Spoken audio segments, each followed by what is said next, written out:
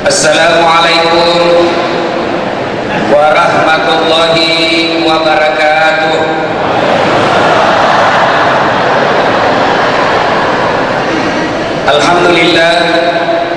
Alhamdulillahi rabbil alamin, wa bihi nasta'inu ala umurid dunya waddin.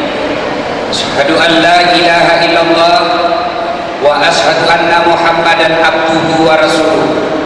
Allahumma salli ala Sayyidina Muhammad wa ala alihi wa sahbihi ajma'in, amma ba'd. Faqad qala Allah subhanahu wa ta'ala fi kitabil karim wa huwa asdaqul qailin. A'udzu billahi minasy syaithanir rajim. Bismillahirrahmanirrahim.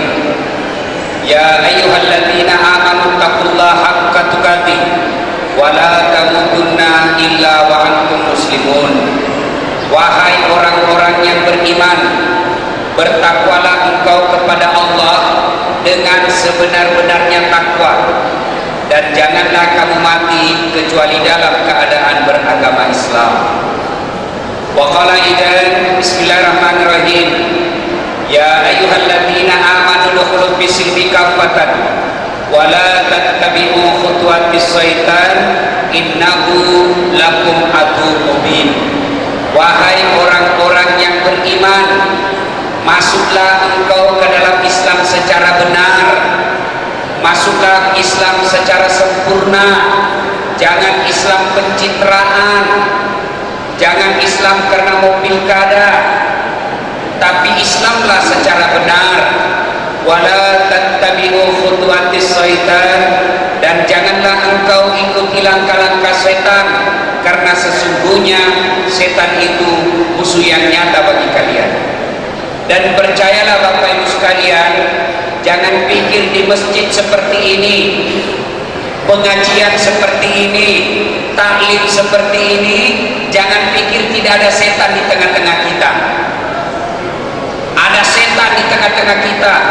Bentuknya bukan tuyul, bentuknya bukan pocong, bentuknya bukan muka-muka, tapi setan yang ada di tengah-tengah kita dalam bentuk handphone. Terus setan itu orang ceramah isinya saja kerjanya. Setan itu baik itu kalau bukan saya nagosip. Saya lagi nagosip SMS temannya, adalah Minggu Ustaz Gaskat itu bajunya waktu di TV1. Ada tuh itu pura-pura foto, padahal dalam hatinya dia kowe HP baru. Ayo, simpan dulu HP tadi, simpan dulu deh. Kita mau dengar ceramah. Selama kita mau bahas SMS, pasti kita tidak dengar ceramah. Makanya disimpan dulu. Dan saya kalau ceramah Pak Bupati, Pak Wali Kota, tidak lama Pak. Pak Tentara ini kalau saya ceramah tidak lama Pak. Kalau habis berhenti Pak.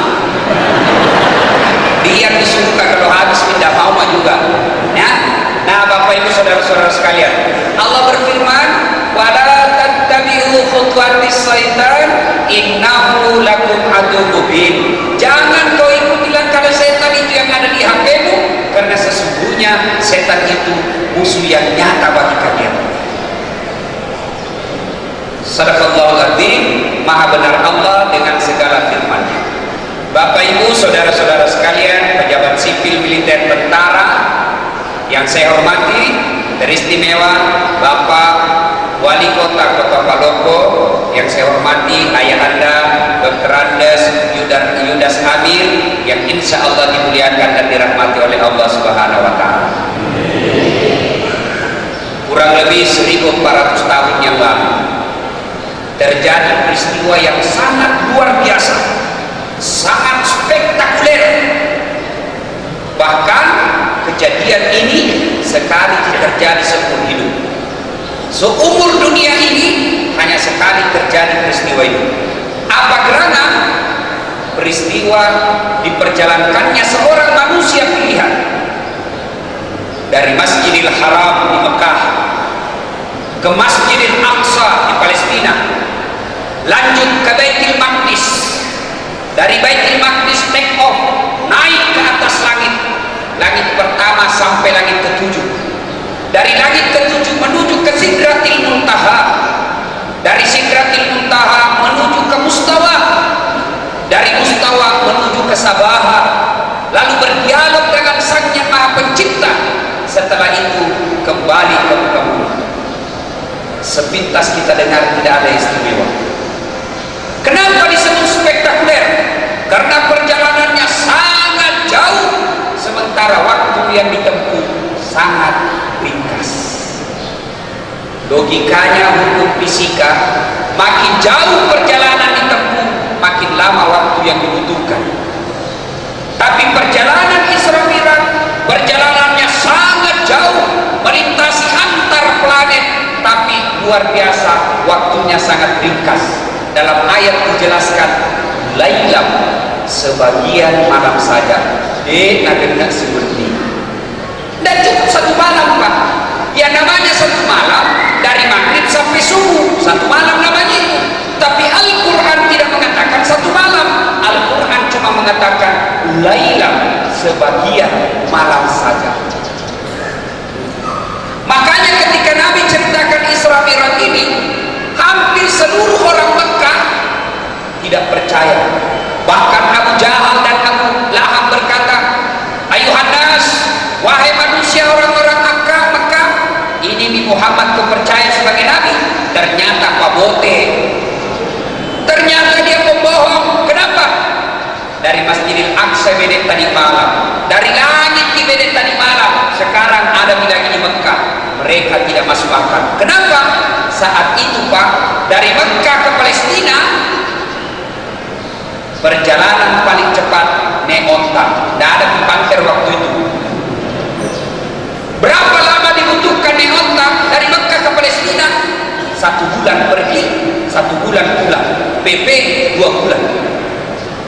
Coba 2 bulan PP Mekah Palestina. Nah ini Nabi jelaskan dari langit, tamak kalana, tidak masuk akal, tidak mungkin. Ternyata mereka lupa bahwa sebenarnya kejadian Isra Mi'raj itu bukan kehendak Nabi, tapi kehendak Allah.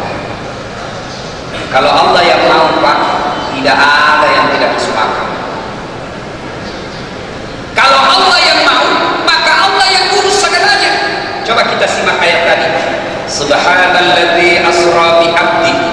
Maha suci Allah yang telah memperjalankan hambanya. Bahasa Ogina, napa jokka yakan. Artinya napa jokka diperjalankan Nabi. Allah yang aktif, Nabi Muhammad terima beres. Contoh, saya diundang sama Pak Wali Kota, datang ke Palopo. Perjalanan saya bukan saya tanggung. Kenapa? Saya diundang, bos. Mulai dari transportasi, akomodasi, konsumsi, termasuk amplopnya, tentu dengan isinya yang saya belum tahu berapa. Ya, siapa yang tanggung? Wali kota. Kenapa? Saya diundang. Kecuali datang sendiri, urus diri Ustaz. Tapi karena saya diundang, urus diriku Pak Wali. Begitu kejadian Isra Mi'raj. Allah yang undang, maka Allah yang ngatur segala-galanya. Kalau Allah yang mau, tidak ada yang mustahil. Jangankan Allah, kejadian tidak masuk akal terjadi. Contoh, nih jam tanganku misalnya, bisa goyang apa enggak? Enggak. Tapi percayalah Pak, demi Allah, 3 hari yang lalu masih ada di Tokyo, masih ada di Kyoto, masih ada di Osaka jalan-jalan. Ada lagi di Palopo. Kemarin ada malah di Palu ini. Tadi malam ada di Makassar. Bagaimana bisa jalan? Nah, tidak bisa goyang. Siapa yang jalan? Das Atlantik, dia numpang di tangan.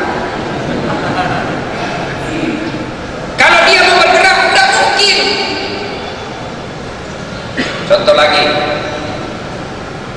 beberapa hari yang lalu saya diundang ceramah di Jepang 5 hari. Pergilah saya. Tanpa sepengetahuan saya, ada semut ikut di kantongku. Begitu saya sampai di Jepang, saya buka baju. Sudah itu, ternyata ada semut ikut di kantong. Keluar ini semut waktu sampai ke Jepang. Nah kumpuli sesamanya sebut tapi bangsa Jepang. Nabi lagi disebut di kantongku, saudara-saudara sekalian sebut Jepang, saya datang dari Indonesia. Nabi lagi disebut Jepang, jam berapa kau datang? Nabi lagi, baru 6 jam yang lalu. Nabi bilang, masuk Indonesia kau ke sini 6 jam sampai ke Jepang. Udah masuk di atas, baru kau keluar saja dari rumahnya, dah saat naik jam kau pantai. Nabi lagi itu sebut di kantongku, cocok itu kalau kau yang bingung, saya yang jalan. Ini bukan saya yang jalan, saya sembunyi di kantongnya Ustaz Dasra. Dari rumahnya ke bandara naik mobil, dari bandara ke sini Osaka naik motor, naik pesawat. Betul saya tidak pernah tinggalkan kantongnya, tapi betulkah juga datang ke Indonesia? Masuk akal tak? Masuk akal? Masuk akal. Tidak mungkin ini semua jalan dia numpang di kantongnya Ustaz Dasar. Nah ini begini mestinya kita manai. Mana pernah kita bayangkan 30 tahun yang lalu orang di Pinrang bisa bicara orang yang anaknya di Amerika sekolah dengan dia foto gampang. Tidak pernah dibayangkan dulu zaman-zamannya Pak Wali Kota SMP, SD, orang menelpon Pak Dua dipegang di sini, di telinga, pegang di sini baru diputar. Halo, halo, halo, halo. Coba, tidak pernah dibayangkan orang bicara mamanya satu di Amerika, orang tuanya di Paluku, tidak ada kabelnya. Dulu tidak ada dibayangkan itu. Insyaallah suatu waktu nanti teknologi mampu membuktikan kejadian Isra Mi'raj. Itu dulu yang pertama. Yang kedua, yang perlu kita tahu, kenapa Nabi diisrakan? Mana dia pojokkan Nabi tak? Dalam Islam ada 2 tahun yang aneh-aneh namanya. Satu, tahun gajah, lahirnya Nabi karena gajah datang menyerang Makkah, sebut tahun gajah. Yang kedua, tahun duka cita. Kenapa disebut tahun duka cita? 2 orang yang meninggal, orang yang paling dicintai Nabi dan mencintai Nabi meninggal pada tahun yang sama, makanya disebut tahun duka cita. Besilah dari nyawa Nabi tak. Siapa yang meninggal? Satu kakek beliau Abdul Muttalib, selang beberapa saat meninggal juga istri beliau yang sangat dicintai, Khadijah radhiyallahu anha. Waktu meninggal Khadijah sedih sekali Nabi, sampai Bu pernah Nabi bersabda, dengar baik-baik ini Bu. Halo Ibu, Bu, Nabi bersabda, barang siapa seorang wanita meninggal dunia lalu suaminya berduka terus mengenang kebaikannya, maka percayalah itu ibu calon penghuni surga. Saya ulangi, kalau seorang istri meninggal suaminya berduka terus mengenang kebaikannya istrinya, itu perempuan calon penghuni surga. Contoh, besok-besok meninggal ibu, langsung Nabi langsung minta, Tuhan, kenapa nak meninggal ini suami istri? Kalau ku sayangnya meskipun dia gendut tapi ku sayang Tuhan. Namo mau kali pada tapi ku sayang Tuhan. Maka kesini masih gak mati. Nah itu ciri-ciri wanita penghuni surga. Tapi kalau sebaliknya, begitu istrinya meninggal masuk suaminya kamar berteriak, merdeka! Cara neraka itu. Nah, keadaan Nabi berduka, dalam keadaan Nabi sedih, Allah perintahkan 4 malaikat. Malaikat yang datang jemput Nabi 4 tak, dipimpin langsung oleh komandannya malaikat Jibril, Mikail, Israil, Israfil. Allah berfirman, Jibril, turun kau jemput kekasihku Muhammad, saya mau bawa pergi hibur dia, saya mau kasih dia hadiah. Jemput kekasihku Muhammad, saya mau hibur dia. Kemana? Pilih-pilih? Bukan. Kemana? Malino? Bukan. Kemana? Tanjung Bira? Bukan. Kemana? Palopo? Bukan. Mana? Toraja? Bukan. Kemana? Langsung ketemu Allah. Apa ndak bahagia Pak? Ketemu saja saya wali kota pagi-pagi saya langsung alhamdulillah berangkat sini. Kita ketemu saja pejabat langsung kita foto upload semua di Facebook. Ini Pak ketemu Allah. Turun malaikat Jibril 4. Waktu itu Jibril dan Rasul lagi baring-baring. Jibril lapor Muhammad berkata, ya, saya diperintah Allah untuk menjemput kamu. Kemana? Saya juga tidak tahu, yang penting disuruh menjemput kamu. Langsung Nabi berkata, laksanakan. Siap. Lanjutkan. Pak Yudas maksudnya, kalau Pak Yudas lanjutkan ya. Naiklah Nabi ke atas buraq, dibawa menjalan dari Masjidil Haram ke Masjidil Aqsa, kendaraan buraq. Itu kecepatan buraq menurut hadis, di mana Nabi tertuju matanya terakhir, di situ sampai kakinya buraq. Jadi kalau misalnya Nabi lihat jenik untung, sampai lagi jenik untung. Nah lihat lagi takalar, sampai lagi takalar. Nah lihat lagi toraja, sampai lagi toraja. Kecepatannya itu buraq, melebihi kecepatan cahaya. Naik dana, mulai dari perjalankan. Bertanya lagi mahasiswa di Unhas yang pintar, Ustaz, Nabi kan mau ke langit. Iya. Kenapa lagi mesti ke Masjidil Aqsa? Kan bisa itu dari Makkah langsung naik ke langit. Boros anggaran. Ini yang banyak kantor-kantor pejabat. Ada SPJ, tidak ada perjalanan. Sopir kasih dosa-dosa juga. Kita tanda tangan, sopir juga bertanda tangan, dapat juga dosanya. Dapat dosa, tidak dapat honor. Kasihan dengan kita ini anak buah. Jadi tidak ada di Padopo. Kalau ada suka SPJ begitu, karena saya juga sering disuruh tanda tangan, Pak. Kalau mau diundang ceramah, datang itu kodok itu pegawai SPJ Ustaz, tanda tangan lah ya.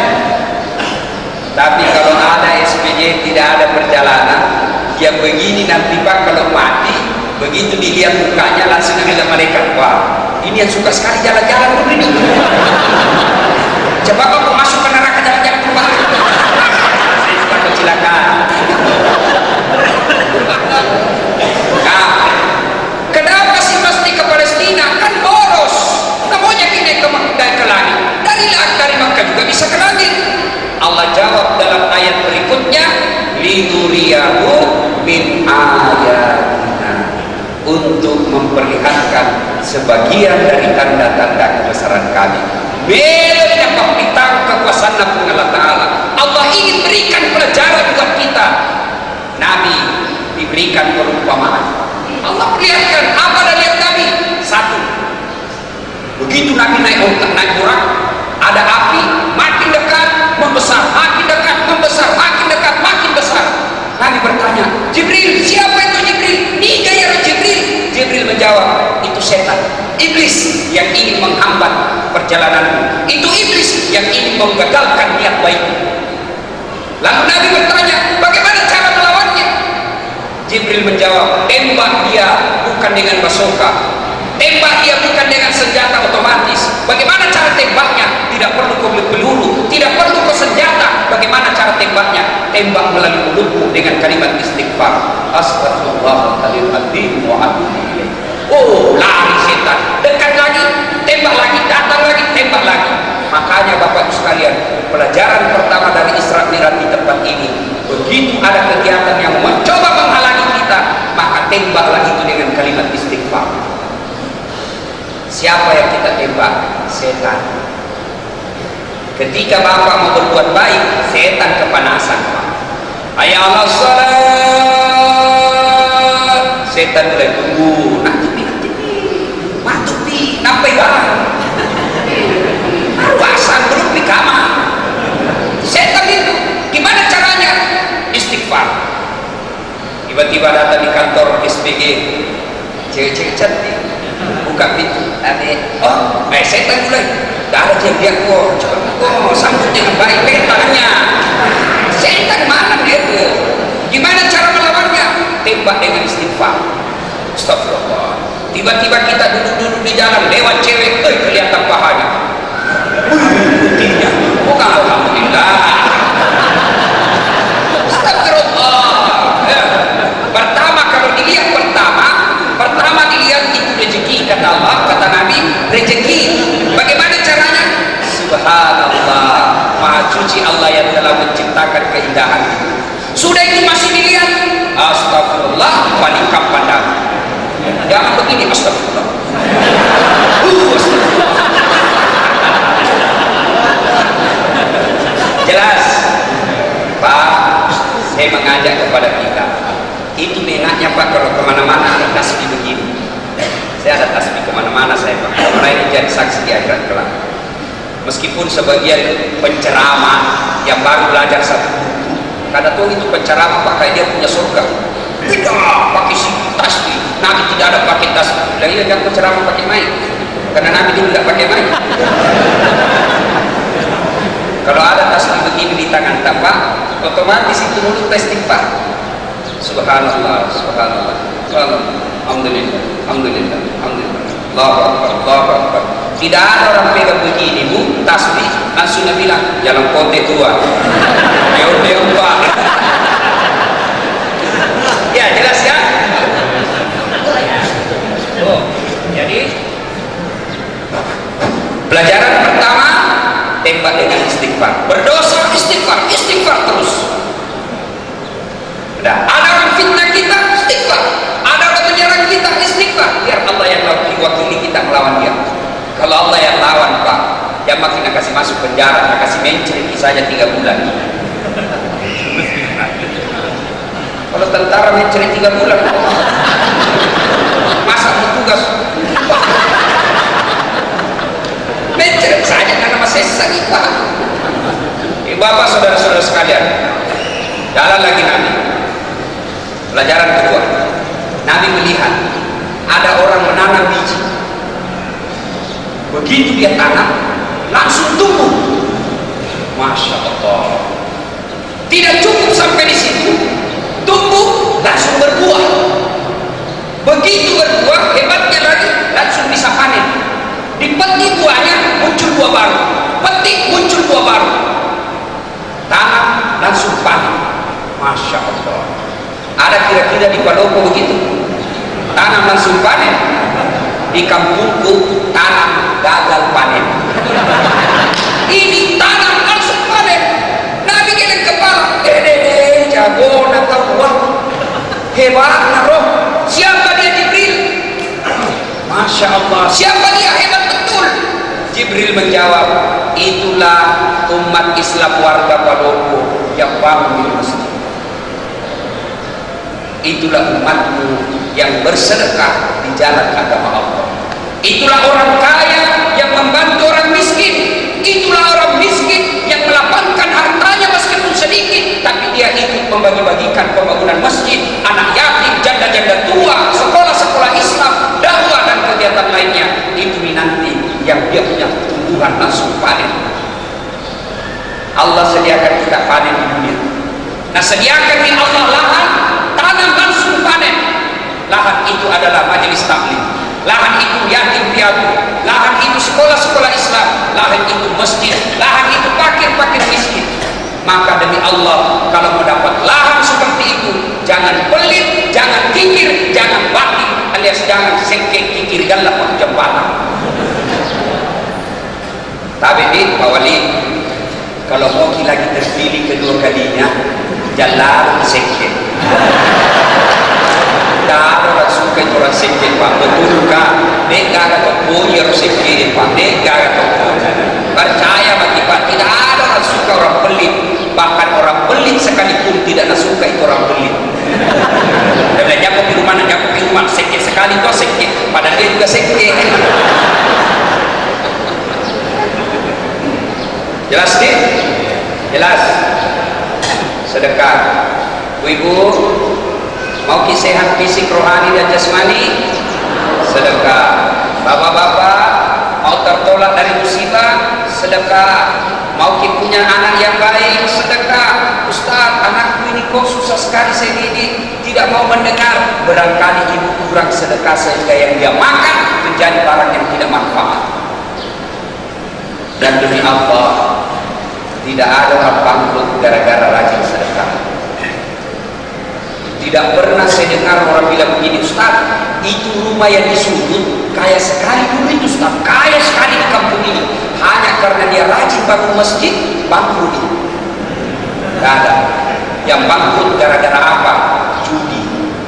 Bangkrut gara-gara apa? Selingkuh, bukan poligami. Beda. Poligami itu halal, boleh, cuma tidak boleh dibahas di sini, marah dulu. Selingkuh tidak boleh. Narkoba, judi itu yang kasih bangkrut orang. Tapi tidak ada orang bangkrut gara-gara membantu sesamanya manusia. Bapak Ibu pasti kenal itu Haji Adi Sose. Beliau itu 2 Ramadan yang lalu diresmikan masjidnya yang dia bangun sendiri yang ke-165 masjid. Sampai detik ini sehat walafiat, sampai detik ini masih gagah perkasa. Terakhir 4 bulan yang lalu saya dengar baru lagi menikah anak SMA. Dengar tidak masuk Pak? Nah, dengar tidak gitu? Artinya kalau mau dapat lagi istri yang baik, jangan beli. Banyak orang yang suka kalau orang suka sedekah. Ya, jangan lagi Nabi. Apalagi Nabi lihat, Masya Allah, ada orang Pak, nah cakar-cakar Pak, cakar seluruh badannya, teriak sakit tapi dia cakar tonjek, sakit tapi dia cakar seluruh badannya, lalu dia makan bangkai orang mati di depannya. Nabi bertanya, Jibril, bodoh betul itu, dia tahu sakit kok dia cakar dirinya, dia tahu itu bangkai kok dia makan, siapa dia Jibril?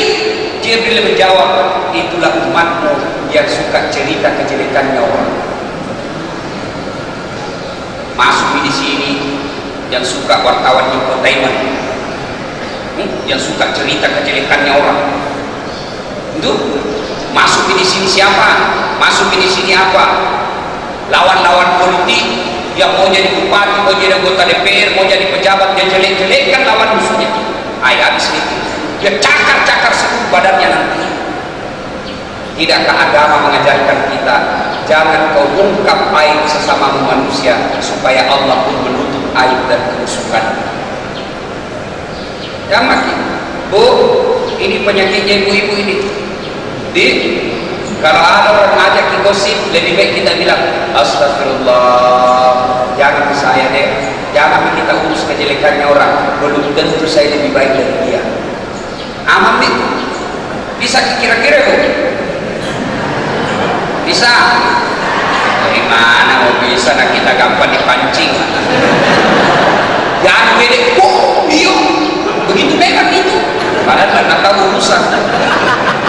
Jangan makin Pak, termasuk kita mau pilih pemimpin, mau pilih menantu, mau pilih ipar, mau pilih kepala dinas, jangan pilih orang yang suka cerita kejelekan orang. Jelas? Nah, sebenarnya banyak dilihat Nabi, tapi waktu terbatas. Sampailah Nabi di Masjidil Aqsa. Dari Masjidil Aqsa menuju ke Baitul Maqdis. Dari Baitul Maqdis Nabi naik ke langit 1 sampai ke 7. Dari langit ke-7 Nabi menuju ke Sidratil Muntaha. Dari Sidratil Muntaha Nabi menuju ke Mustawa. Lalu dari Mustawa Nabi ke Sabah. Di situ Jibril berkata, Muhammad, maafkan saya tidak bisa masuk sampai di sini. Kenapa?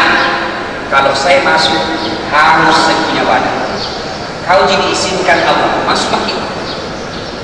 Masuk dengan begitu Nabi masuk di arah itu, kedengaran suara dari arah sana, assalamu alayka ayyuhan nabi wa rahmatullahi wa barakatuh. Allah jawab assalamu alayna. Nabi jawab assalamu alayna wa ala ibadillahi shalih. Itu Nabi jawab itu.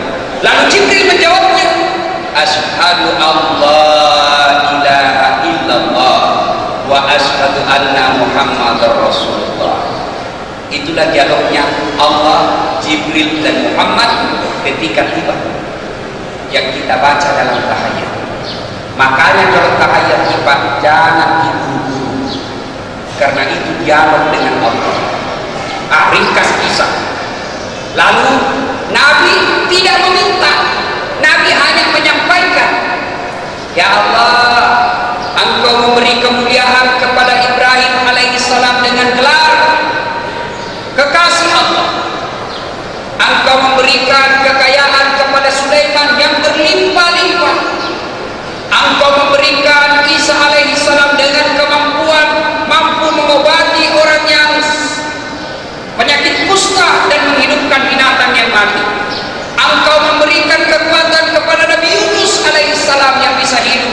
mengikat 40 hari. Ya Allah, betapa mulia Allah. Lalu Allah menjawab, Muhammad, saya kasih ke juga yang tidak pernah saya kasih ke Nabi sebelumnya. Wali tokoh hadiah yang tidak pernah saya kasih kepada umat-umat dan Nabi sebelummu. Apa terangan? Saya kasih ke sholat 50 kali sehari semalam. Nabi bersabda, Alhamdulillah, terima kasih Tuhan. Turunlah Nabi. Langit ketujuh tidak ada masalah. Langit keenam ketemu Nabi Musa. Nabi Musa bertanya, Muhammad, ada oleh-oleh melengkung Allah Ta'ala, apa oleh-oleh yang kau bawa untuk umatku? Nabi menjawab, Alhamdulillah, dikasih ke perintah sholat 50 kali sehari semalam. Nabi dan Nabi Musa, berapa? 50 kali bos, banyak tawa. Tidak ada tawa dalam hadis ya. Ini hanya bahasanya dasar Latin ya, supaya gampang, supaya enak kita dengar. Nabi dan Nabi Musa, tidak salah, tidak mampu itu umatku kalau 50. Saya saja umatku yang besar-besar tidak mampu itu kalau 50, apalagi umatku yang kecil-kecil. Makutu 50 kan deklolei mentre komilo diskon, minta kau keringanan. Naik lagi Allah, ya Allah, banyak sekali. Allah berfirman, ayo baiklah, kurangi 5, tinggal berapa Pak? 50 kurang 5 tinggal berapa? 45. Turun Nabi Musa, masih banyak, kurangi lagi. Naik lagi Nabi, masih banyak ini Tuhan, kurangi lagi 5. Turun lagi, tinggal 5, 35. Musa, masih banyak, mondar mandir. Setiap kali naik dikurangi 5, terakhir tinggal 5. Nabi Musa, berapa bos? 5 kali. Nabi naik lagi, masih banyak. Nabi di situ kelihatan cerdasnya, berpikir, setiap kali saya naik dikurangi 5, sekarang tinggal 5. Kalau naik lagi ini tidak ada itu dapat. Hai, Tobi, mau ditobi pikirin. Apa yang dikhawatirkan Nabi Musa ternyata betul adanya. Sekarang saja yang tinggal 5 Pak, masih ada yang tinggal 1 sekali Jumat saja. Bagaimana minta seandainya 5? Tidak bisa orang jadi tentara, tidak bisa orang jadi kapolres, tidak bisa lagi orang jadi wali kota. Sampai saja terus dikerja, baru bangun, hayya 'alas shalah, ini sampai mau naik mobil, hayya 'alas shalah, sampai lagi. Mau masuk kantor, hayya 'alas shalah, sampai lagi. Coba, alhamdulillah tinggal 5. Alhamdulillah lagi, meskipun tinggal 5, nilai dan keutamaannya tetap sama. Nah, inilah makna terpenting dari Isra Mi'raj, sholat. Mari kita coba kaitkan kehidupan kita dengan sholat ini. Pak, Bu, percayalah bahwa tidak ada orang di dunia ini tidak ada masalahnya. Saya ulangi, tidak ada orang di dunia ini Pak yang tidak ada masalahnya. Pasti ada semua masalahnya. Contoh, istri cantik Pak, kita kira itu kalau istri tak cantik dan masih muda tidak ada masalahnya. Pak, masalah nagoda orang Pak. Apalagi kalau suaminya jelek, lebih masalah lagi. Istri cantik, suami jelek. Istri cantik masalah, berarti bagus kalau istri jelek. Istri jelek, kita lagi jadi masalah, malu tidak kaya. Kenapa? Malu ini dekatnya lagi. Coba, istri cantik masalah, istri jelek masalah, berarti bagus kalau tidak ada istri. Masalah lagi Pak, berarti bagus lagi kalau banyak istri. Lebih masalah lagi, istri cantik masalah, istri jelek masalah, tidak ada istri masalah, banyak istri masalah. Coba, contoh lagi, waktu kita dulu kuliah apa masalah? Apa masalah? Mau lulus sarjana. Sudah sarjana selesai masalahnya? Belum. Mau jadi pegawai negeri. Sudah jadi pegawai negeri, selesai masalahnya? Belum. Potongi jadi kepala bagian. Tuh. Sudah jadi kepala bagian, selesai masalahnya? Muncul masalah baru, potongi jadi kepala dinas. Sudah jadi kepala dinas, selesai masalahnya? Tidak, potong jadi sekda. Sudah jadi sekda, selesai masalahnya? Belum, potong jadi wali kota. Ayo, sudah jadi wali kota, selesai masalahnya? Belum, mau 2 periode dong.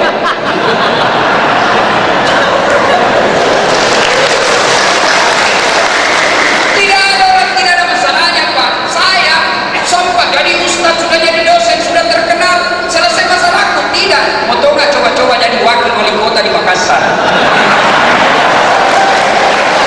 Tidak ada masalahnya. Semua orang ada masalah. Tidak ada mobil, masalah. Begitu sudah beli mobil, selesai masalah? Tidak, cicilannya lagi sesa kita. Coba lagi. Tidak ada masalah. Tidak ada anaknya, masalah. Begitu ada masalah anaknya, tambah masalah pemilih susunan. Apalagi cara mendidiknya. Tidak ada masalah, Pak. Tentara banyak lagi masalahnya. Polisi lebih banyak lagi masalahnya. Ustaz banyak juga masalahnya. Seperti saya tadi subuh masalah juga saya dapat, Pak. Perjalanan tinggalkan sopir. 3 jam saya menderita di Kera.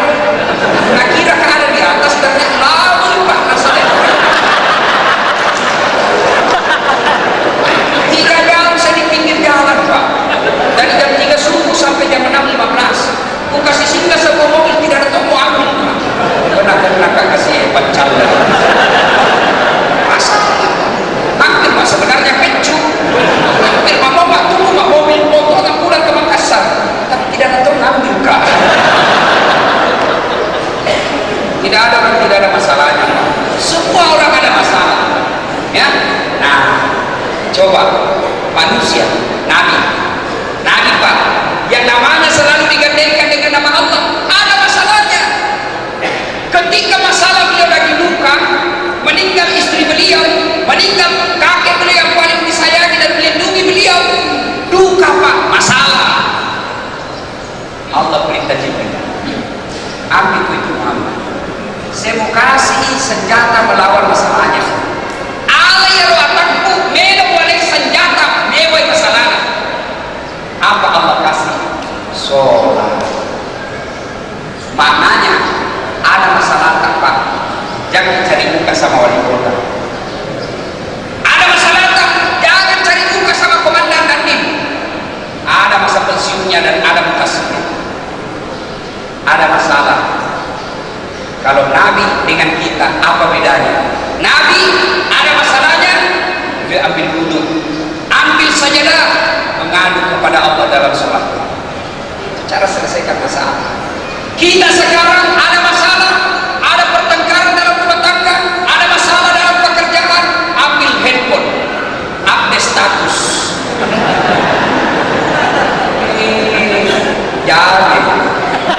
Jangan sedikit update status. Kesepian banget. Apa beda kesepian di update? Biar pilih makan bakso update tuh. OTW makan bakso. Tomato kaji di jibi. Nabi ada masalahnya, beliau berdoa. Di mana beliau berdoa? Di atas sajadah. Kita ada masalah, berdoa jangan juga. Tapi di mana? Di status. Siapa yang berdoa di status? Siapa yang berdoa di status? Nah, statusnya di Facebook, statusnya di Twitter, statusnya di BBM. Sibuknya itu Tuhan membaca statusnya. Lalu bagaimana? Ada masalah, ambil sajadah, ngadu kepada Allah. Tapi demi Allah, wallahi tidak mungkin Allah dengar doa kalau kita tidak sholat. Itu kuncinya Isra Mi'raj. Sholat. Bapak tentara mau baik pangkatnya, sembahyang, jangan cari muka sama komandanta. Kita kerja sama manusia, Pak.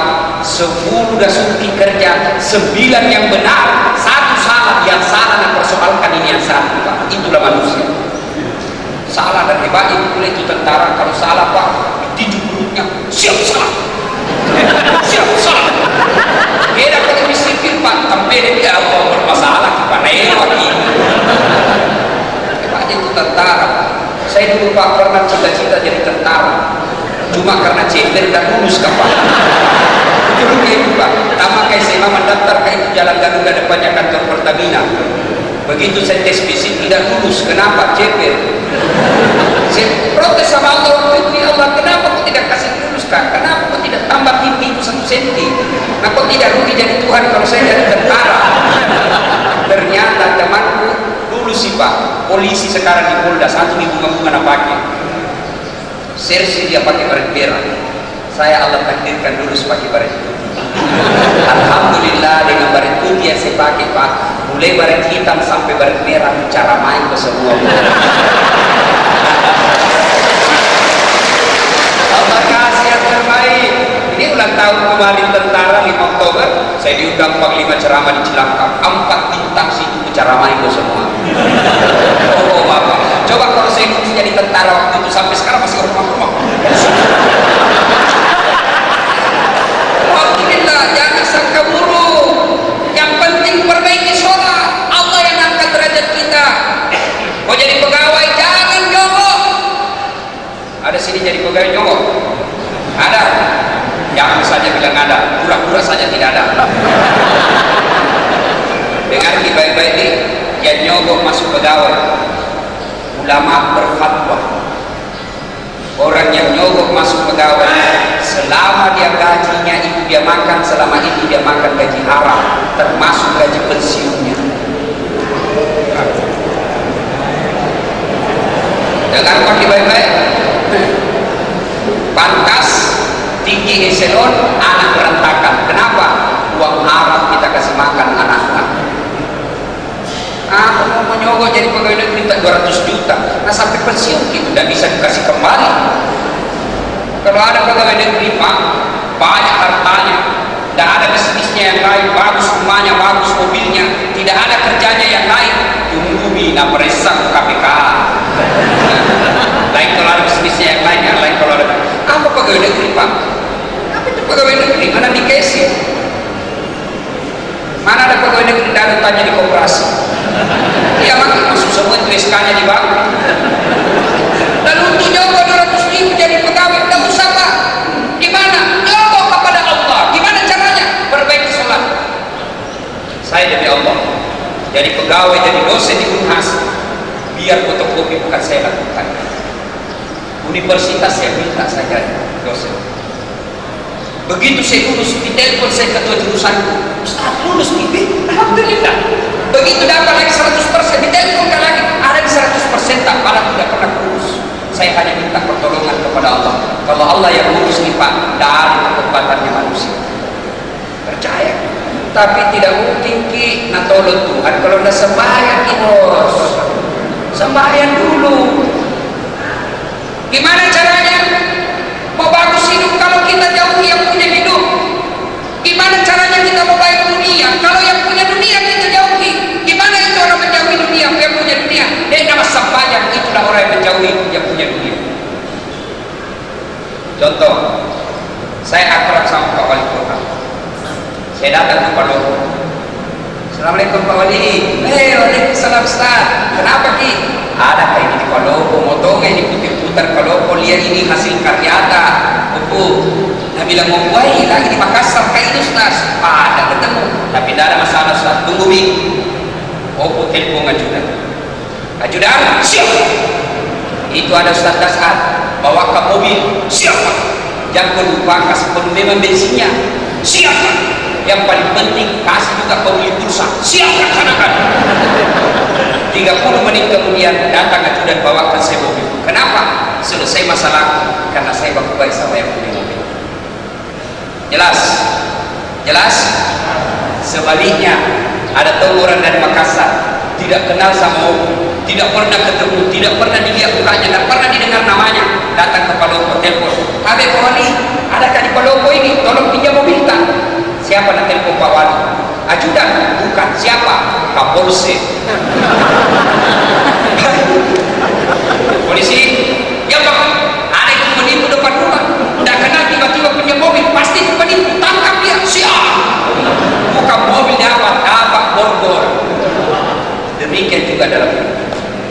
Sembahyang tidak perlu. Sembahyang di hari Jumat, paling terlambat datang, paling cepat pulang. Khotbah juga tidur. Tiba-tiba ada masalahnya. Ya Allah, capek Pak dengan masalahku ini. Ya Allah, saya sudah capek dengan hidup seperti ini. Ya Allah, ya Allah, capek Pak. Allah berfirman, Jibril, karena dia sudah capek, sekali cabut nyawanya. Capek betul. Jelas. Bapak Ibu saudara-saudara sekalian, ada di sini banyak penyakitnya. Ada asam urat, kolesterol, ginjal. Jangan kita terlalu cepat ke dokter. Bagaimana sembuh penyakit tak? Nah, langsung ke dokter, ke apotek. Nah, bukan dokter kasih sembuh. Ya, kalau dokter kasih sembuh Pak, maka tidak ada dokter yang sakit. Tapi buktinya demi Allah, berapa banyak dokter yang dia juga harus ke dokter karena dia tidak bisa obati penyakitnya. Mohon maaf kalau ada dokter Iin di sini. Dan coba, saya ini tidak pernah Pak ketemu dokter yang jago Pak. Kenapa? Begitu saya ke dokter, saya tuh dikasih tahu penyakitku. Ya, Assalamualaikum. Waalaikumsalam Ustaz. Kenapa Ustaz? Dok, sakit perutku ini. Kenapa bisa? Dalam hatiku, urusanku kalau taruh dokter. Ya, tapi kan tidak. Nah, tanya dulu berapa umur tak, berapa berat badan tak, apa yang pernah kita makan. Dia tahu dulu diagnosanya dulu. Sudah itu, baru kita kasih obat. Datang 3 hari yang akan datang. Kenapa? Sebagai manusia itu ikhtiarnya, tapi belum tentu bisa menyembuhkan. Dokter hanya memberikan resep, Allah yang menyembuhkan. Sudah itu suruh kita datang. 3 hari yang datang lagi dah. Kenapa? Mau dilihat itu obat cocok atau tidak. Kalau tidak cocok, ganti lagi.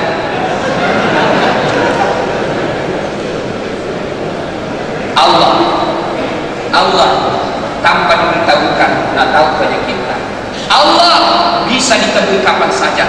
Allah 24 jam dan tidak perlu dibayar. Mau ketemu sama Pak Kapolres, belum tentu bisa langsung ketemu, ada aturannya.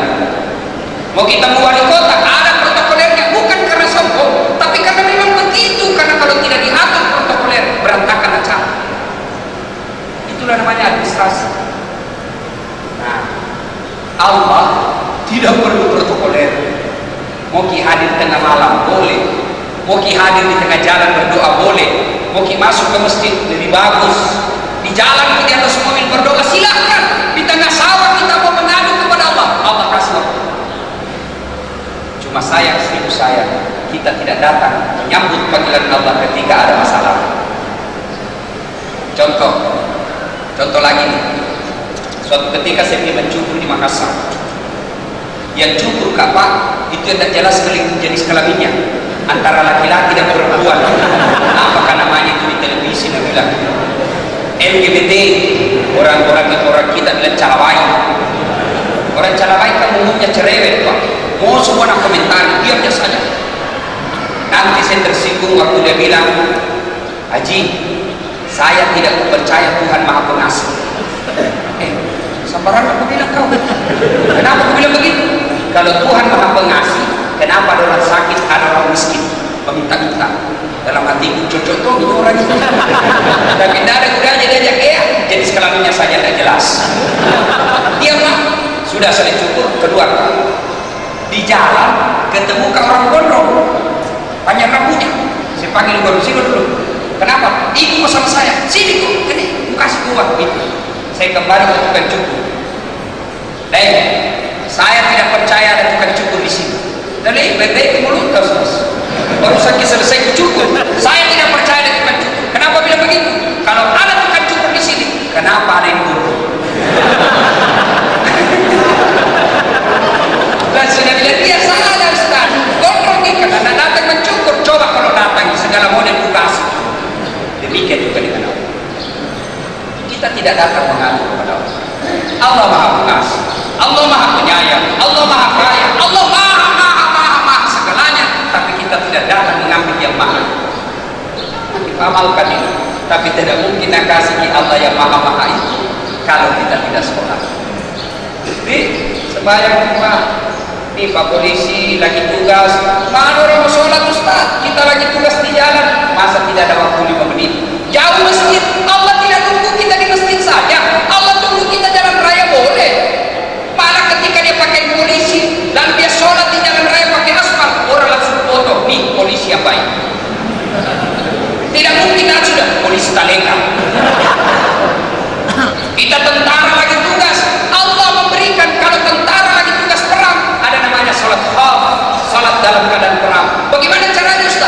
dua orang Ki, satu di depan, satu di belakang. Yang satu selesaikan yang di depan satu rakaat, yang di belakang siapkan senjatanya.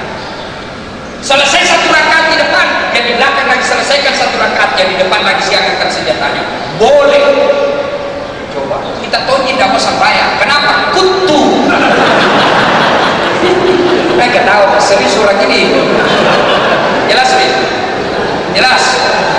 Nah, sembahyang. Ibu-ibu sholat. Nah banyak ibu-ibu udah sholat. Gara-gara apa? Jilbab. Lihat itu pak jilbab sekarang. Banyak tuh itu jilbab taleka. Jilbab tapi tidak sembahyang. Kenapa tidak sembahyang? Karena jilbabnya. Lihat begitu ibu. Saya di kemana-mana ceramah Umum Asia.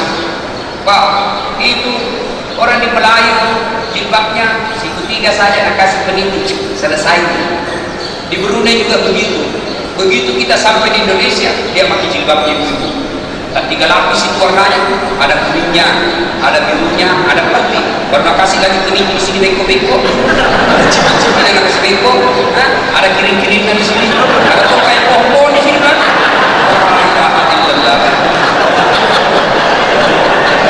Dia coba nanti ibu-ibu di pengantin apa ini rohnya yang sempit jalan begini. Dan bilang suaminya peri-peri kok dia bilang tadi saya dikasih.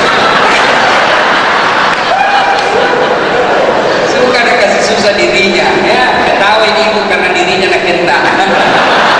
Ya kita petunjuk ibu, ya apa petunjuk ya tidak boleh. Tuh, kita pak sembahyang, ya tidak mungkin Tuhan kasih susah hidupnya orang baik sholat. Ini hanya berbagi cerita, bukan bermaksud sombong. Saya pak pernah rasakan itu sekolah jual es lilin dan jalan kote sampai saya kuliah. Kadang waktu saya kuliah SMA kan tidak boleh masuk kue di kelas, jadi simpan itu kue di depan. Udah lihat kita saya mudah-mudahan tidak curi orang. Keluar kai habis sih, tidak ada uang. Pernah kak kerja pak namanya loker koran yang bawa koran harian Fajar ke rumah pelanggan naik sepeda BMX, nah curi lagi orang sepedaku. Pernah saya jadi pegawai catering Jalan Harimau, ada di situ Masjid Baitul Aman, di depannya ada lorong. 9 tahun kak di situ pak. Saya di situ, saya bilang sama yang punya catering, orang bawa Bapak Resa namanya, Bapak Resa kasih kerja kak. Saya antar semua nasita ke kantor-kantor, jangan digaji saya uang kasih makan di dua bersaudara 2 kali satu hari. Saya pernah rasakan itu pak jalan kaki, bukan lagi pernah sering pergi kuliah, pergi sekolah dari Jalan Harimau ke Jalan Cakara ke SMA 4 jalan kaki, sembunyi-sembunyi lorong-lorong karena malu dengan dia orang jalan kaki. Saya pernah jadi cleaning service di 3 Utama, Pak Yuki, tugasku membersihkan 4 toilet satu hari. Bersihkan itu toilet dengan harapan mudah-mudahan saya bisa dapat kuliah umroh gratis. Tapi sampai tutup itu kantor nggak dapat. Saya pernah rasakan pak, keluarkan dari kelas bis 3 lantai 2 di Unhas Sosport, keluarkan dari kelas, nah tunjuk ke seniorku, nah bilang apa? Dah saat dah malu kau baju cakar terus kau pakai, dia cakar terus baju ini. Saya tidak balas, saya cuma berdoa, ya Allah panjangkan umurku supaya saya bisa berbuat baik sama orang. Tapi waktu itu pak, saya yakin sekali tidak mungkin nak kasih susah hidupku kalau baik sholat. Tidak mungkin Allah kasih susah hidupnya orang yang baik sholatnya. Saat ini hanya Allah ingin melihat saya serius berdoa atau tidak. Setelah 16 tahun berlalu, alhamdulillah, dulu saya jadi credit service supaya bisa dapat umroh. Ada tulis sekarang dari Belgium. Tiap bulan ketika saya mau pergi saya bisa dengan izin Allah. Alhamdulillah, dulu saya jalan kaki, ada topi pak mobilku yang kira-kira di Makassar belum cukup 10 yang begitu. Dengan izin Allah.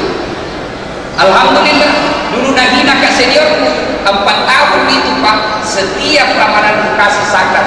Terakhir kira-kira bulan lalu saya ketemu dia dekan kasih lagi uang. Dengan izin Allah. Gimana resepnya? Sholat. Kalau mau dibaik anak tapak, jangan dikasih sekolah tinggi-tinggi baru ada sembahyang, tidak ada gunanya. Tapi kalau mau baik anak tapak, perhatikan sholat. Pak Wali Kota mau pilih angkat kepala seksi, kepala bidang, kepala dinas, lihat sholatnya. Kalau baik sholatnya, insya Allah dia nampak kasih. Kalau tidak beres sholatnya, jangankan Pak Wali nanti, Tuhannya saja nanti.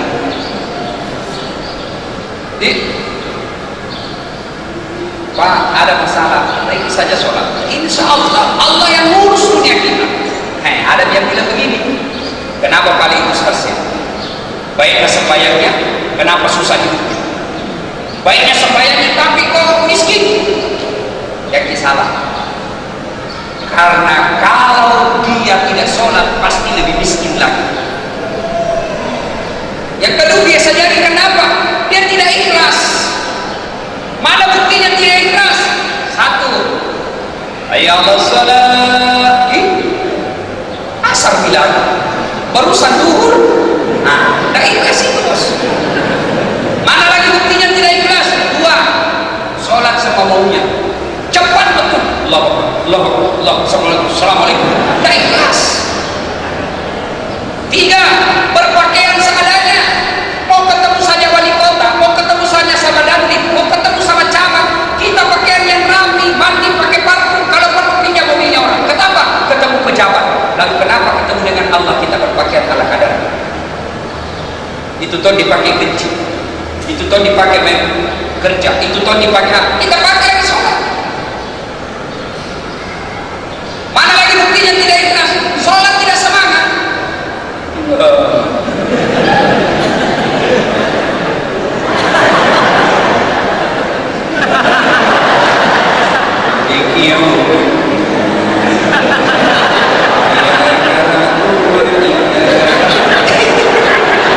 Siapa aja tuh sholat begini? Siapa aja tuh begini sholat? Tidak semangat sekali. Salam. Allah, tadi uang 100 ribu, beli pulsa 50 ribu. Sami Allahu liman hamidah. Di mana pusing pagi ini 50? Allahu Akbar. Di mana tadi itu? Allahu Akbar. Belum pindah dapat. Allahu Akbar. Di mana Allah? Begitu assalamualaikum, belikan jalan kote. Selama sembahyang 50 terus kita cari. Iya toh? Allahu Akbar.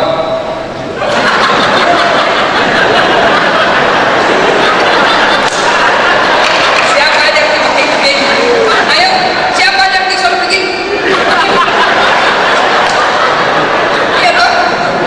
Nah, sekarang pertanyaan besar, kenapa sudah 20 tahun sholat kita masih seperti itu? Karena kita tidak punya pedoman pembinaan sholat. Ayo periksa dalam rumah kita masing-masing. Ada tidak tuntunan sholat yang kita miliki kitab-kitabnya? Kita sholat karena melihat itu, kita sholat begitu, kita juga begitu. Kenapa begitu? Sampingku begitu. Kenapa kau lebih cepat? Karena dia tua bilobe. Siapa aja? Beli saja handphone, Pak, pasti ada buku pedoman penggunaannya. Lalu kenapa sholat yang selalu kita pakai menghadap kepada Allah kita tidak punya buku pedoman? Kita sholat tak sama maunya. Jelas nih? Jelas? Ya, perbaiki sholat mulai hari ini Pak. Saya kasihkan lagi contoh sederhana. Pentingnya itu sholat kaitan dengan masalah dunia ini. Ini ada Pak Polisi, ada Pak Tentara, ada Pak Wali Kota. Umumnya mereka ini pejabat-pejabat ada ajudan. Iya toh? Iya. Coba lihat kalau Pak Wali Kota panggil ajudan. Ajudan siapa? Biar lagi pegang jalan kote nama apa? Siapa? Perintah. Coba padahal itu cuma manusia. Begitu takutnya. Siapa perintah? Kira-kira Pak Wali pernah kita panggil ajudan tak? Ajudan, tunggu dulu Pak. Pernah kira-kira ajudan tak? Ajudan, tunggu dulu Bu, orang sibuk. Pernah kira-kira Bu, bilang Bapak dikasih pindah kok. Itu manusia lalu betapa takutnya kita. Kenapa paling Tuhan? Karena panggil kepada Tuhan, hayya 'alas shalah. Apa biasa kita bilang? Tunggu, lagi sibuk. Tuhan kan kita suruh menunggu. Hayya 'alal falah. Tunggu, lagi ada tamu meeting. Pantas Allah mengabaikan hidup kita. Allah tidak mau mengurus dunia kita karena kita pun tidak mau menghadap kepada Allah. Bapak Ibu saudara-saudara sekalian, percayalah, mau baik masalah dalam hidup ini. Coba, Allah tidak bilang dasar ada masalahmu jadi wali kota kau dulu baru selesai. Dasar ada masalahmu jadi tentara kau dulu baru selesai. Ada masalahmu jadi dokter kau dulu baru selesai. Tidak, Allah cuma minta, dasar wahai orang Palopo, kalian semua orang Islam, ada masalahmu, istainu bis sabri wassalam. Sabar, perbaiki salatmu, saya yang urus masalahmu. Itu janji Allah, bukan janji caleg. Kalau Allah yang janji Pak, pasti Allah. Makanya ayo Isra Mi'raj ini perbaiki kembali sholat. Sudah mas sholat Ustaz, perbaiki, alhamdulillah. Tidak putus-putus sholatku, alhamdulillah. Jangan puas sampai situ. Ayo datang jamaah di masjid. Datang jamaah di masjid. Masya Allah. Saya yakin di sini Pak rajin berjamaah. Apalagi kalau subuh, berlupa sampai keluar. Tidak ada di dalam. Yang ada di dalam orang tua yang sudah pensiun. Dia kan itu kalau sembahyang subuh, saking pensiun itu di dalam Pak. Domba banget. Dan itu anak muda, saking tomat-tomat kau tidur malik. Bagaimana memang orang ke masjid? Dengar baik-baik Pak. Pahalanya orang berjamaah di masjid berkaitan Isra Mi'raj. Nabi melihat ada orang bercahaya badannya dan tercium bau harum dari badannya itu. Nabi takjub, hebatnya itu mengeluarkan cahaya badannya bau harum. Nabi bertanya, apa dia orang mati sahih? Bukan. Mungkin Nabi? Bukan. Rasul? Bukan. Siapa dia? Nabi menjawab, itulah orang yang rajin berjamaah di Masjid Agung Palopo. Kita semua nih Pak, tidak perlu dibayar. Datang kita, duduk di sampingnya Allah nanti. Coba, sedangkan duduk di sampingnya wali kota, bangga sama kita langsung difoto. Bagaimana kalau kita nanti duduk di sampingnya Allah? Tidak perlu dibayar, tidak harus kaya, cukup datang berjamaah di masjid. Ini kalau wali kota dan di Kapolres kompak seluruh anak buahnya berjamaah di masjid, oh makmur ini negara. Kalau Ustaz pote-pote saja kata-katakan sudah nggak lupa lagi. Coba kalau dari semuanya kau berjamaah, kalau tidak mau pusat. Kenapa dia tidak puasa? Kalau kita Ustaz pote-pote saja papa sudah urusan Ustaz. Tapi kalau kita wali kota, kita Kapolres, kita dandim, kita punya kewenangan. Ajak mereka ke jalan yang benar supaya apa? Jabatan kita nanti bisa dipertanggungjawabkan. Ya Allah sudah suruh sholat, dia tahu dia tidak mau. Malaikat kata di sini kok blender mini, kepala batu. Dua Bapak saudara-saudara sekalian, datang di berjamaah di masjid. Nah, cuma ada etika berjamaah apa? Apa etika? Satu, jangan ganggu orang. Kadang orang sholat pada ganggu orang, boleh patut, agak bumi ngomong. Oh, nasiku bikin. Sudah itu baca Fatihah kayak lagi kita lihat itu suaranya kan kasih keras.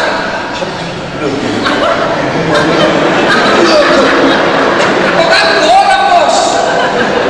Ada etikanya. Apalagi jangan pasangkan masyarakat kita. Seperti ada sebagian teman kita, ya boleh kita berbeda pendapat, tapi hargai pendapatnya orang. Itu yang kasih sentuh-sentuh kaki. Saya tidak senang. Kenapa? Ganggu usul. Pernah kasih pindah lagi. Saya kasih pindah lagi. Saya kasih begini. Selesai sholat saya tanya, kenapa kalian kasih begini? Dia bilang supaya rapat saf. Saya bilang tapi deh, kalau mau rapat saf bukan jari-jari kasih bagus sentuh, tapi ini pundak dengan sini. Jari-jari kaki bagus sentuh bisa renggang sampai begini lagi. Iya. Tapi kalau ini pasti bagus sentuh orang, tidak orang begini. Kalau mau kita kasih bagus sentuh kaki hanya dua orang supaya dia tidak terganggu. Bisa juga. Silakan. Sujud kita juga pangkatnya orang. Udah jangan ganggu orang. Itu adabnya berjamaah. Begitu adab berjamaah diutamakan oleh Nabi. Nabi sunnahkan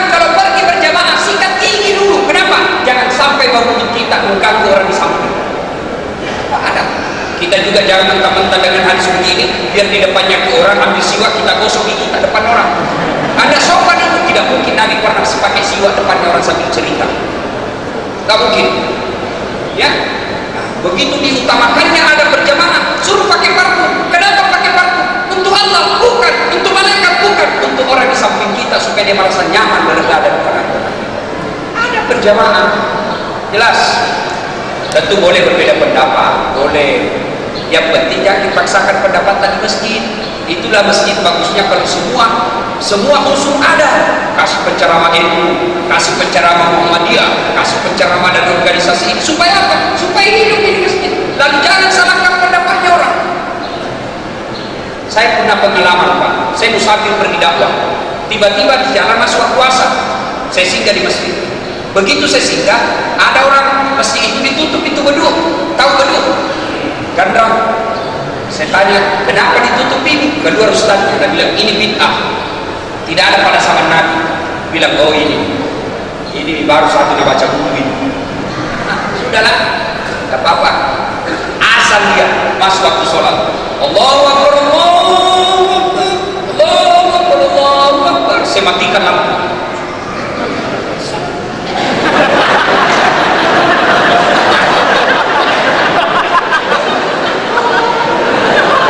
Selesai sholat saja. Kenapa dimatikan? Dan ini kan orang di luar. Bid'ah. Tidak ada istri pasal sama Nabi. Silakan kita berbeda pendapat. Jangan paksakan pendapat kita ke orang lain. Ya.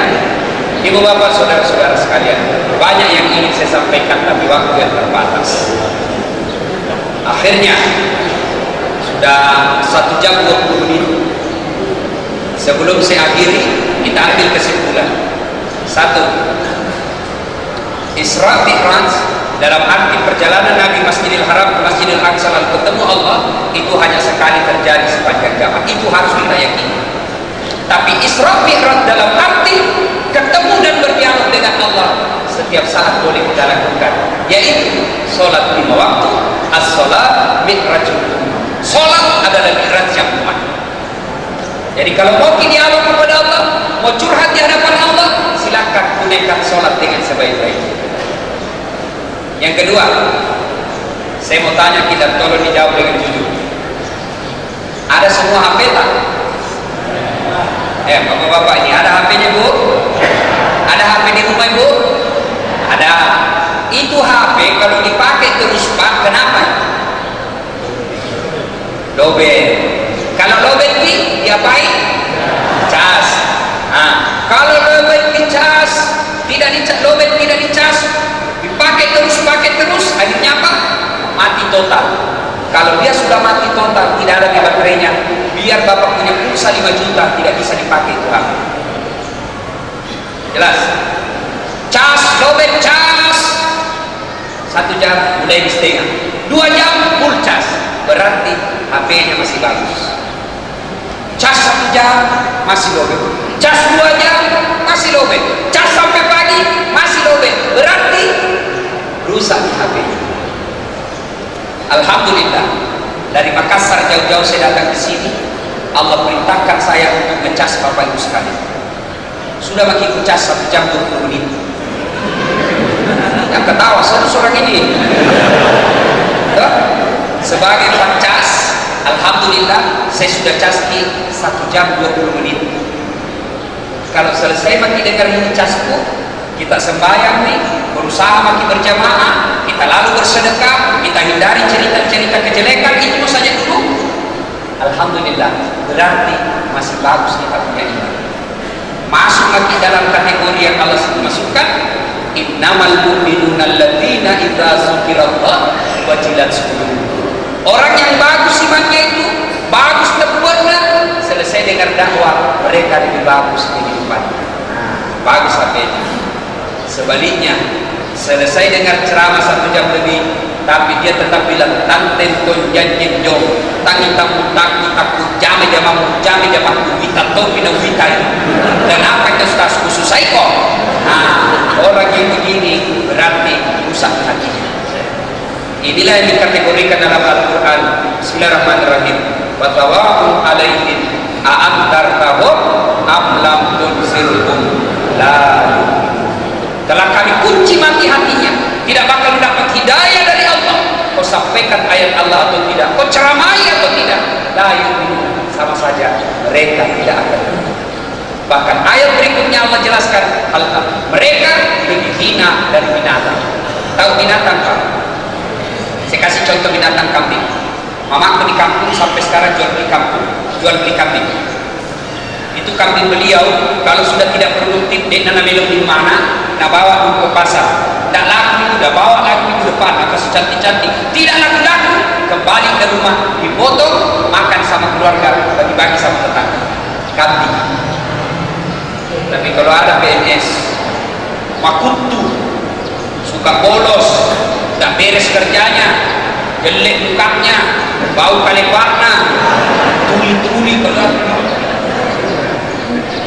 bolong nih, apa foto, zina, tidak sholat, mau diapain? Mau diapain? Nah, mau dijual, siapa mau beli? Dipotong, siapa mau masuk? Inilah yang disebut mereka lebih hina dan binatang. Mudah-mudahan tidak ada binatang. Terima kasih Pak Wali Kota yang mengundang saya datang ke tempat ini. Terima kasih kepada Bapak Ibu sekalian yang telah hadir di tempat ini. Minta waktu 2 menit lagi. Ini di luar dari ceramah. Kalau ada Bapak Ibu mau umroh bersama Ustaz Das'ad, silakan daftar di travel saya. Ada program saya Pak, bayar 5 juta, berangkat, pulang di baru dicicil. 1 juta 1 bulan, yang penting bayar Kak. Boleh ya, bayar, apalagi kalau PNS biar tidak ada DP, yang penting gajinya langsung bisa ditransfer 1 juta 1 bulan. Kalau harga paket dia ambil 25 juta, 25 bulan dicicil. Apalagi kalau perlu sertifikasi, boleh sekali 3 bulan bayar, yang penting bayar. Kalau berminat silakan hubungi telepon di bawah ini. Nah, catat lagi. Yang catat saya doakan betul-betul berangkat, yang tidak catat berangkat juga tapi lebih lama lagi. 0821 ya. Ustaz Mahyudin Latul Baksina juga catat. Ini guru saya, beliau waktu masih kuliah sampai sekarang ya. 0821 2298.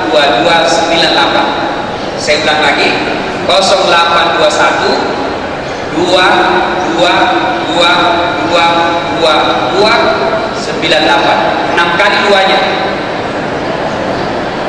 ya. 0821 2222 6 kali sampai 98 ya. Mudah-mudahan saya doakan Bapak Ibu sekalian segera ke Baitullah, berdoa di sana, Allah murahkan kemudahan hidup dan keselamatan akhirat. Demikian, sebelum kita akhiri mari kita berdoa kepada Allah Subhanahu wa taala. Kita awali dengan memberikan suratul Fatihah kepada Rasulullah Muhammad sallallahu alaihi wasallam.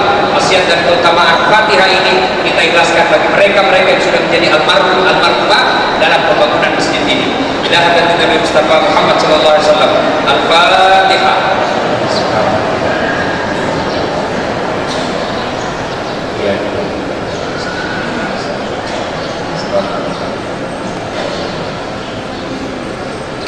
Amin. A'udzu billahi minasyaitonir rajim. Bismillahirrahmanirrahim. Allahumma shalli ala sayyidina Muhammad wa ala ali sayyidina.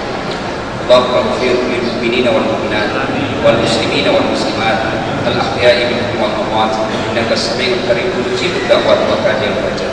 Allahumma inna nas'aluka salamatan fid din, salamatan fid dunya wal akhirah, wa afiyatan fil jasad, wa siyadatan fil mulk, wa barakatan fil rizq, wa taubatan qabla al-maut, wa rahmatan indal maut, wa maghfiratan ba'dal maut. Allahumma hawwin 'alaina fi sakaratil maut. Allahumma hawwin 'alaina fi sakaratil maut. Allahumma hawwin 'alaina fi sakaratil maut wa najatan minan nar wal afwa indal hisab. Rabbana la tuzigh qulubana ba'da idh hadaytana wa hab lana min ladunka rahmah innaka antal wahhab. Ya Allah ya Rabbi ya Karim, ampuni dosa dan kesalahan kami ya Allah.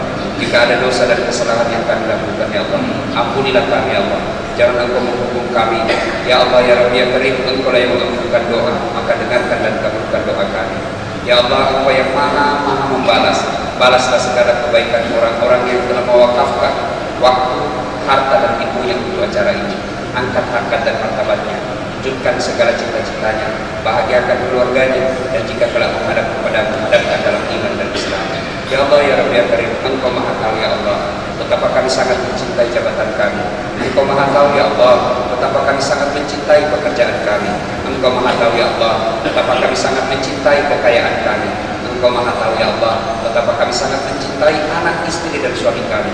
Tapi kami mohon kepada-Mu ya Allah, janganlah Engkau buatkan hati kami ini, janganlah Engkau buat hati kami ini mencintai segala-galanya tersebut, mencintai lebih dari cinta kami kepada-Mu ya Allah. Buatlah cinta kami kepada-Mu melebihi segala-galanya ya Allah. Rabbana la tuzigh qulubana ba'da idh hadaytana wa hab lana min ladunka rahmah innaka antal wahhab. Ya Allah, jangan Engkau palingkan hati kami, jangan Engkau sesatkan hati kami, jangan Engkau gelapkan hati kami setelah Engkau berikan hidayah pada hati ini. Rabbana innana sami'na munadiyan yunadi lil iman an aminu rahmatika ya arhamar rahimin. Allahumma ighfir lana, Allahumma ighfir lana, Allahumma ighfir lana wa liwalidayna warhamhuma kama rabbayana shaghira. Rabbana atina fid dunya hasanah wa fil akhirati hasanah wa qina adzabannar. Subhana rabbika rabbil izzati amma yasifun wa salamun alal mursalin walhamdulillahi rabbil alamin. Terima kasih, lebih dan kurangnya mohon dimaafkan. Nun wal kalam ya masrur billahi fi sabilillah. Assalamualaikum